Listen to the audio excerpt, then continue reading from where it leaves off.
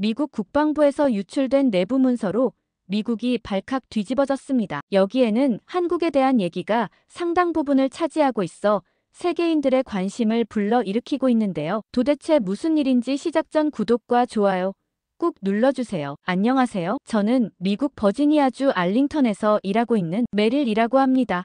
저는 미국의 대형 방산업체에서 핵심 엔지니어로 일하고 있어요. 회사 이름은 보안상 자세히 말씀드리긴 어렵지만 간단히 말해 미 국방부와 긴밀히 협력하며 최첨단 무기 시스템을 개발하는 곳이라고 생각하시면 될 것 같아요. 사실 저는 어릴 때부터 미군에 대한 자부심이 남달랐어요. 초등학교 시절부터 미군은 세계 최강이며 미국의 군사력은 절대 흔들리지 않는다는 믿음을 가지고 자랐거든요. 하지만 제가 대학교 1학년 때 제 생각이 한번 완전히 바뀌게 되었어요. 어느 날 밤 할아버지와 함께 현관 계단에 앉아 별을 보며 이야기를 나누고 있었는데 갑자기 할아버지가 진지한 표정으로 변하셨어요. 할아버지는 제가 방산업체에서 일한다는 얘기를 듣고 한 가지 이야기를 해주고 싶다고 하셨어요. 사실 자신이 지금 이렇게 살아있는 건 한국군 덕분이라는 말씀을 하셨죠. 그 말에 저는 깜짝 놀랐어요. 할아버지가 전쟁 경험에 대해 자주 말씀하셨지만 한국군에 대한 이야기는 처음 들었거든요. 할아버지는 베트남 전쟁이 끝나고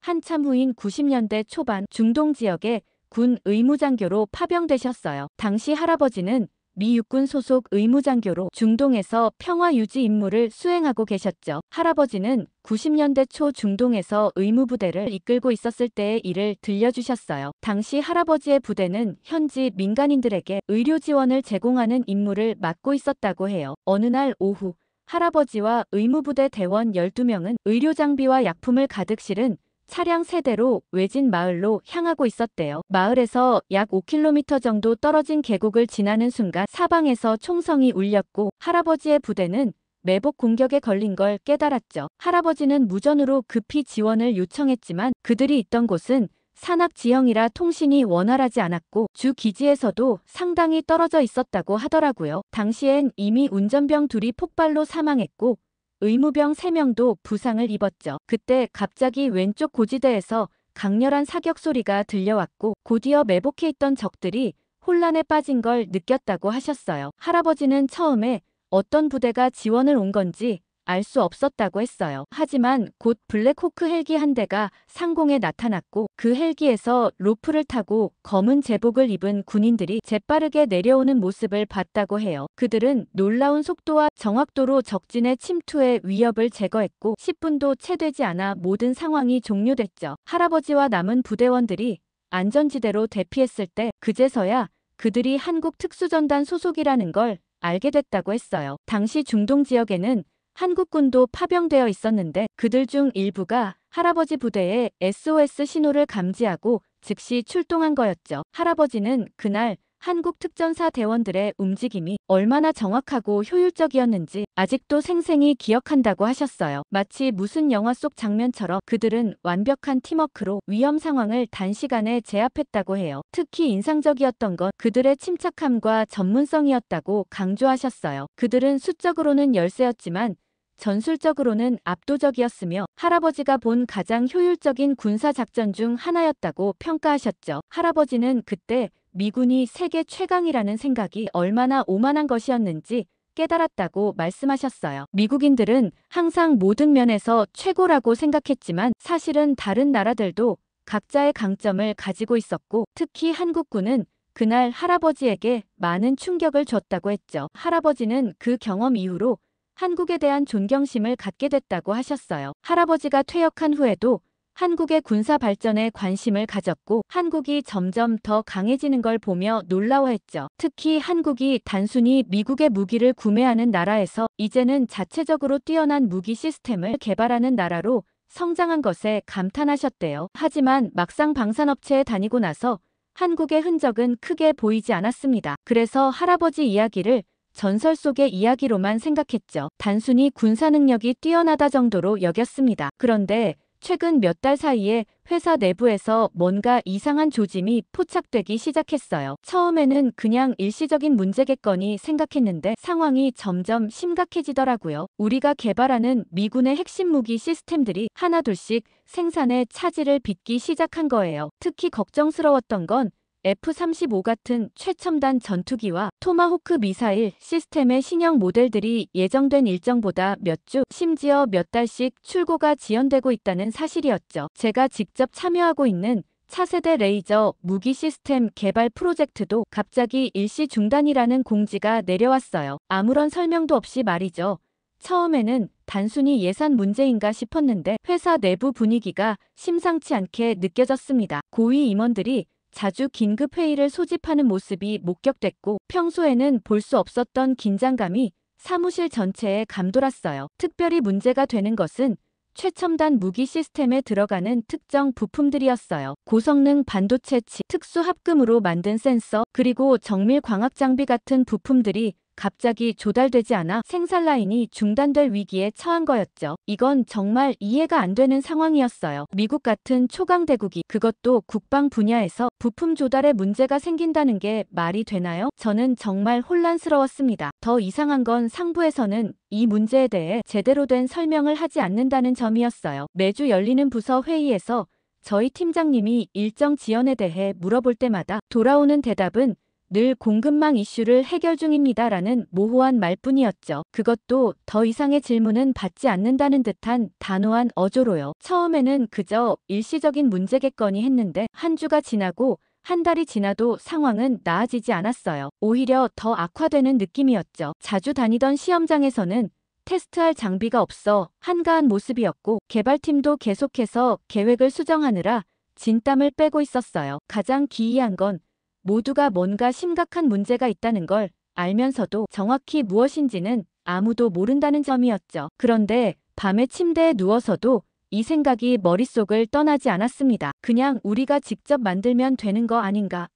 이 단순한 의문이 자꾸만 제 머릿속을 맴돌았어요. 미국에는 세계 최고의 엔지니어들이 많고 첨단 연구시설과 장비도 갖추고 있는데 왜 어떤 부품은 만들지 못하는 걸까? 도저히 이해가 되지 않았어요. 결국 저는 직접 알아보기로 했습니다. 다음 날 아침, 평소보다 일찍 회사에 도착해서 우리가 개발 중인 차세대 레이저 무기 시스템의 설계도를 다시 검토해봤어요. 특히 최근에 조달이 어려워졌다는 부품들에 집중했죠. 그리고 회사 내부 기술 데이터베이스를 통해 그 부품들의 제조 공정과 기술적 특성을 조사했어요. 기술적으로만 보면 우리가 직접 만드는 게 불가능해 보이지는 않았어요. 물론 복잡한 제조 공정이 필요하고 특수한 장비와 기술이 요구되긴 했지만 이론상으로는 미국의 기술력으로 충분히 가능할 것 같았어요. 반도체 분야에서도 미국은 세계 최고 수준이었고 정밀 광학 기술도 우주 망원경을 만들 정도로 뛰어났으니까요. 이런 생각을 정리해서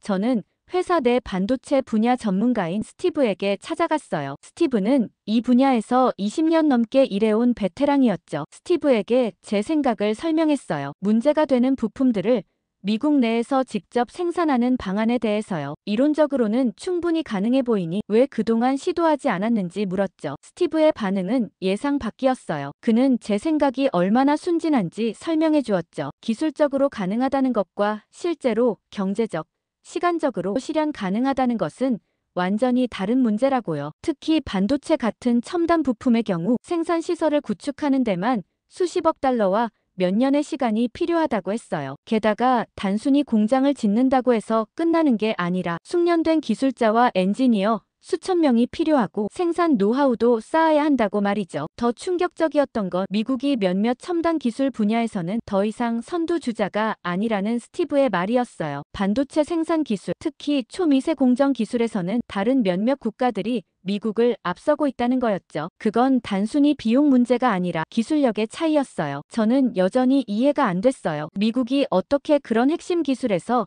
뒤처질 수 있는 건지요. 스티브는 이게 지난 수십 년간 진행된 글로벌 산업 구조의 변화 때문이라고 설명했어요. 미국 기업들이 비용 절감을 위해 제조업을 해외로 이전하면서 중요한 제조 기술과 노하우가 함께 빠져나갔다는 거였죠. 그 결과 몇몇 핵심 분야에서는 미국이 더 이상 기술적 우위를 유지하지 못하게 되었다고요. 그러면서 우리가 겪고 있는 문제는 단순히 부품이 없어서가 아니라 그 부품을 만들 수 있는 능력이 없다는 거라고 말했어요. 물론 시간과 자원을 충분히 투자하면 가능하겠지만 당장은 어렵다는 말에 좌절할 수밖에 없었어요. 그러던 어느 날 아침 갑작스레 제 회사 이메일에 CEO 비서 명의의 메시지가 도착했어요. 메릴 엔지니어님, 오늘 오후 3시 15층 회의실로 오시기 바랍니다. 세부 내용은 현장에서 안내드리겠습니다. 라는 짧지만 긴장감 도는 내용이었죠. 전에 없던 일이라 약간 불안한 마음이 들었어요. 내가 뭘 잘못했나? 아니면 구조조정 대상인가? 온갖 생각이 머릿속을 맴돌았죠. 정확히 오후 3시에 15층 회의실에 도착했는데 문이 굳게 잠겨 있더라고요. 잠시 망설이다 노크를 했더니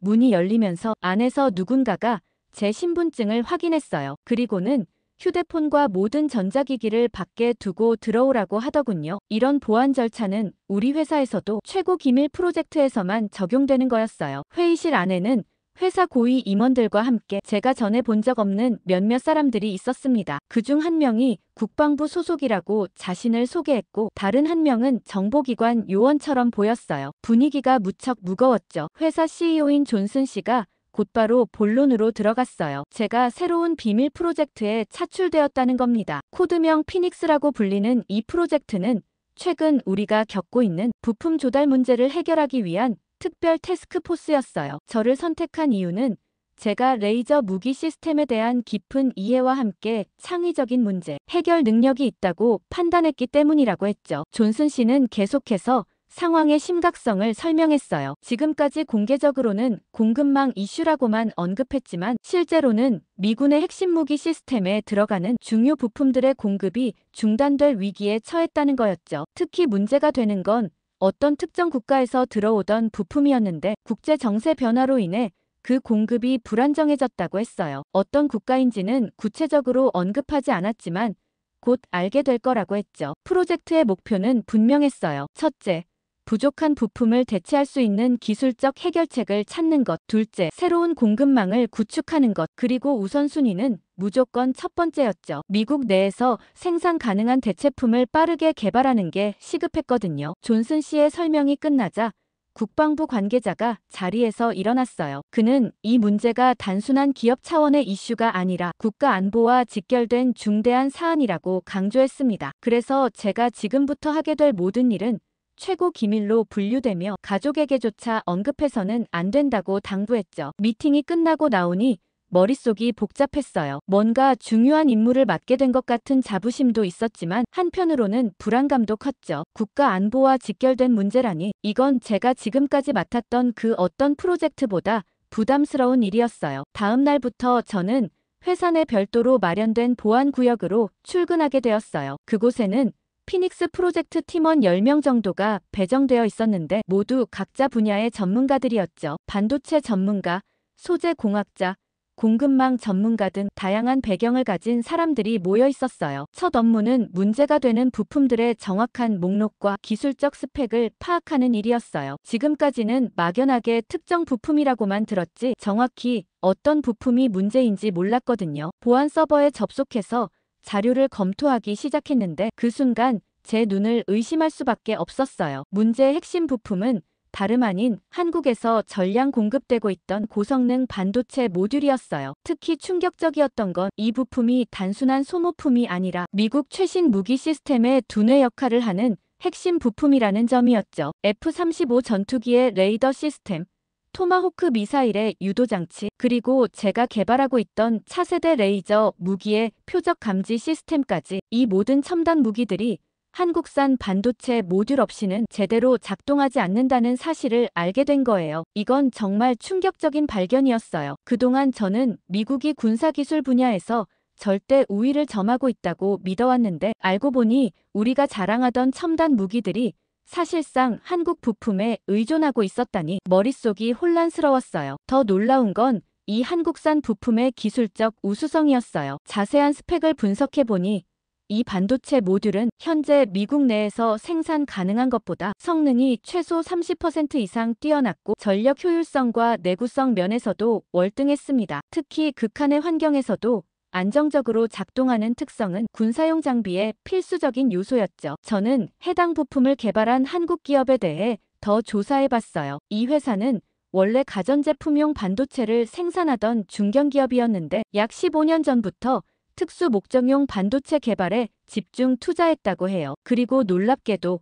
불과 10년 만에 이 분야의 세계 최고 기업으로 성장했더라고요. 한국 정부의 전략적 지원과 기업의 과감한 R&D 투자, 그리고 뛰어난 엔지니어들의 혁신이 결합된 결과였죠. 미국 국방부는 약 8년 전부터 이 한국 기업의 반도체 모듈을 최신 무기 시스템에 도입하기 시작했어요. 처음에는 보조적인 용도로만 사용되었지만 점차 그 성능의 우수성이 입증되면서 핵심 부품으로 자리 잡게 된 거였죠. 문제는 미국 정부와 군 고위층 사이에서도 이 사실을 아는 사람이 많지 않았다는 점이었어요. 대부분은 미국산 부품으로 무기가 만들어진다고 생각했거든요. 하지만 최근 트럼프 정부의 관세 정책 때문에 한국 정부는 이 특수 반도체의 수출을 재검토 중이라는 신호를 보내왔고, 이것이 미국 국방부를 긴장시킨 원인이었습니다. 당장 공급이 중단된 건 아니지만 그 가능성만으로도 미군의 무기 생산 계획에 빨간불이 켜진 거죠. 이 사실을 알게 된 저는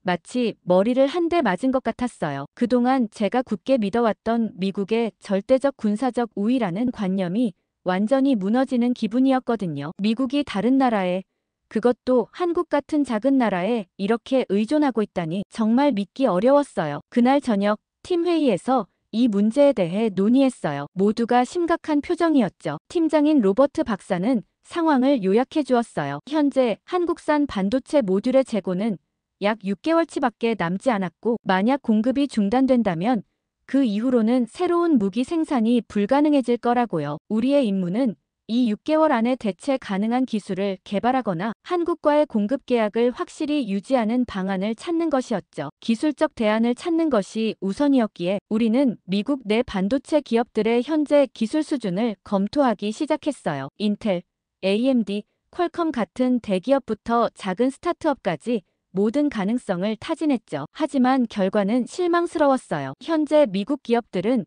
이 특수 반도체 모듈과 비슷한 성능의 제품을 생산할 수 있는 기술력을 갖추지 못했거든요. 가장 근접한 기술을 가진 기업조차 최소 3년의 개발 기간이 필요하다고 평가되었죠. 그럼 다른 동맹국은 어떨까? 일본과 대만 그리고 유럽의 기업들도 조사해봤지만 역시 한국 기업의 기술력에는 미치지 못했어요. 특히 극한 환경에서의 안정성과 전력 효율성 면에서 큰 차이가 있었죠. 피닉스 프로젝트 상황은 점점 긴박해지고 있었어요. 한국과의 협상이 생각만큼 진전되지 않자 우리 팀은 마지막 수단을 선택할 수밖에 없었습니다. 바로 중국을 방문해 대체 부품을 찾아보는 것이었죠. 솔직히 말하면 이건 우리 모두가 내키지 않았던 선택이었어요. 미중 관계가 최악으로 치닫고 있는 상황에서 군사용 첨단 부품을 중국에서 조달한다는 발상 자체가 위험했거든요. 하지만 다른 대안이 없었어요. 적어도 중국의 기술력이 한국산 부품을 대체할 수 있는지 직접 확인해 봐야 했죠. 국방부와 회사 고위층의 비밀 승인을 받은 후 저와 로버트 박사, 그리고 반도체 전문가인 마이클, 총 3명이 중국 출장팀으로 선발되었어요. 우리는 공식적으로는 민간 기술 교류를 위한 방문이라는 명목으로 비자를 발급받았고, 실제 목적은 철저히 비밀에 붙여졌습니다. 우리의 안전을 위해서라도 그게 최선이었거든요. 상하이 푸동 국제공항에 도착했을 때 습한 공기가 저를 반겼어요. 입국 수속을 마치고 도착 게이트를 빠져나오자 팻말을 든 젊은 중국인 남성이 눈에 띄었습니다. 그가 바로 우리의 안내를 맡은 리우젠이었어요. 리우젠은 첫인상부터 자신감이 넘쳤어요. 미국에서 MIT 박사과정을 마치고 돌아왔다는 그는 미국 문화와 영어에 완벽하게 익숙해 보였죠. 맞춤 정장을 입고 롤렉스 시계를 찬 그의 모습은 전형적인 중국 공산당 간부라기보다는 미국 실리콘밸리의 스타트업 CEO 같았어요. 공항에서 나와 우리를 기다리고 있던 차는 최신형 벤츠 리무진이었어요. 차에 오르자마자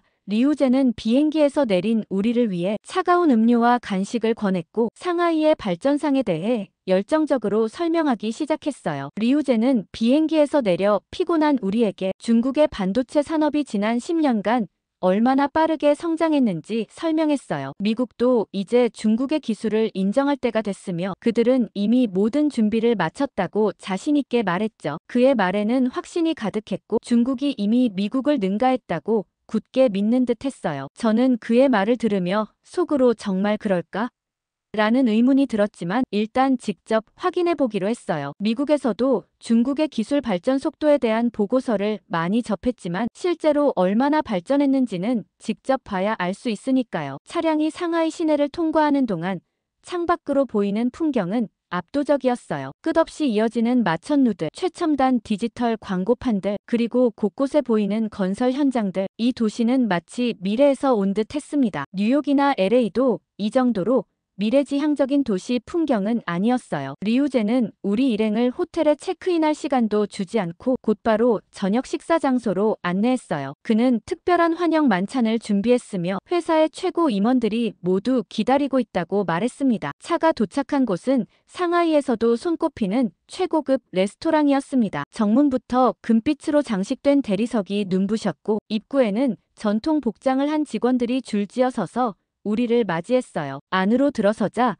수십 개의 샹들리에가 천장을 화려하게 밝히고 있었고 우리를 위해 마련된 자리에는 이미 고급 요리들이 차려져 있었어요. 자리에 앉자마자 종업원들이 다가와 크리스탈 잔에 고급 백주를 따랐고 리우제는 활짝 웃으며 이곳이 VIP 고객들만 모시는 특별한 자리라며 미군을 위해 일하는 우리를 환영한다고 말했어요. 저는 잠깐 긴장했어요. 우리가 군사 관련 일로 왔다는 사실은 공식적으로 밝히지 않았는데 리우젠이 그걸 알고 있다는 듯한 뉘앙스였거든요. 로버트 박사도 눈빛으로 조심하라는 신호를 보냈어요. 이 자리가 단순한 환영 만찬이 아니라는 걸 우리 모두 느꼈죠. 식사가 진행되는 동안 중국 기업의 고위 임원들이 차례로 소개되었고 모두 미국과의 협력 가능성에 대해 열의를 보였어요. 그들은 미국 기업들과 이미 다양한 분야에서 협력하고 있다고 했고 방위산업 분야로 그 협력을 확대하고 싶다는 의사를 분명히 했어요. 식사가 절정에 달했을 때 갑자기 직원들이 화려한 선물 상자들을 들고 입장했어요. 각자의 자리 옆에 놓인 그 상자들에는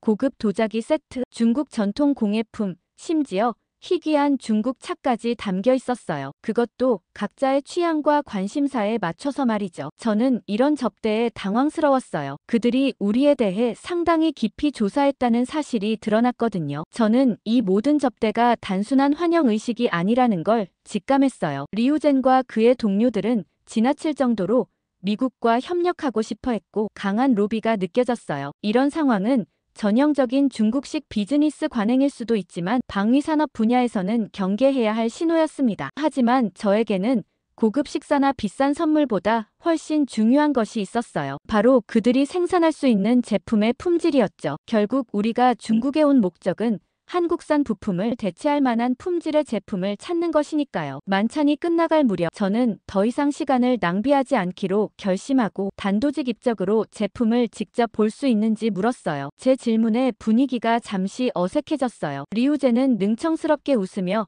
당연히 가능하다고 대답하면서 내일 아침 공장을 보여주겠다고 말했지만 저는 그가 자신감과는 달리 약간의 머뭇거림을 보였다는 걸 놓치지 않았어요. 호텔로 돌아오는 차 안에서 로버트 박사는 조용히 주의사항을 상기시켰어요. 우리가 본 것과 들은 것을 모두 기록하되 어떤 기술 정보도 중국 측에 넘겨서는 안 된다는 거였죠. 그리고 무엇보다 우리가 구체적으로 어떤 부품을 찾고 있는지 절대 언급하지 말라고 당부했어요. 다음 날 아침 우리는 상하이 외곽에 위치한 반도체 공장을 방문했어요. 외관상으로는 정말 인상적이었습니다. 최첨단 설비를 갖춘 대규모 클린룸, 최신식 자동화 시스템, 그리고 수백 명의 엔지니어들이 분주히 일하는 모습이 보였어요. 리우제는 이 모든 것이 중국 정부의 반도체 굴기 전략의 일환으로 지난 5년간 집중 투자한 결과라고 자랑스럽게 설명했어요. 하지만 마이클이 기술적인 질문을 던지기 시작하자 상황이 달라졌어요. 최신 공정 기술에 대한 질문, 수율에 관한 질문, 특수 환경에서의 안정성 테스트 방법론 등 구체적인 기술적 질문들에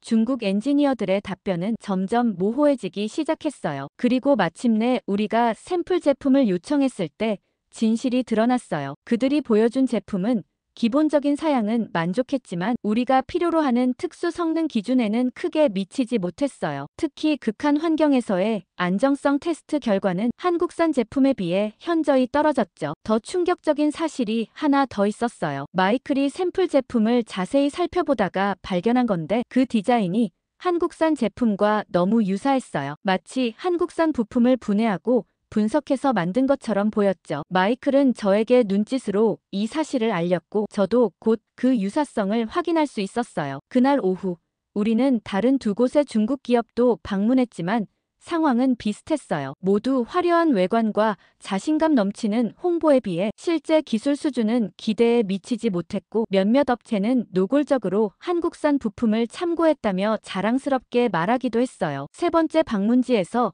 마이클은 더 이상 참지 못하고 기술 책임자에게 왜 이런 중요한 부품을 역설계에 의존하느냐고 직접적인 질문을 던졌어요. 그 질문에 중국 엔지니어는 의외로 솔직하게 대답했어요. 그들도 독자적인 설계를 원하지만 아직은 배우는 단계이며 지금은 선진 기술을 흡수하고 이해하는 과정이라고 설명했습니다. 그리고 5년 후에는 그들만의 혁신적인 설계로 세계를 놀라게 할 것이라고 말했죠. 호텔로 돌아오는 길에 우리 세 명은 모두 침묵에 잠겼어요. 이번 방문을 통해 확실해진 것, 적어도 현재 시점에서 중국은 한국산 부품을 대체할 수 있는 기술력을 갖추지 못했다는 사실이었죠. 그들의 자신감과 화려한 시설에도 불구하고 실제 기술 수준은 한국에 비해 최소 5년에서 10년은 뒤처져 있었어요. 호텔 로비에서 리우젠이 저희에게 내일의 일정을 설명하려고 했지만 로버트 박사는 정중하게 거절했어요. 우리가 본 것만으로도 충분하다는 이유였죠. 리우젠의 표정이 잠시 굳어졌지만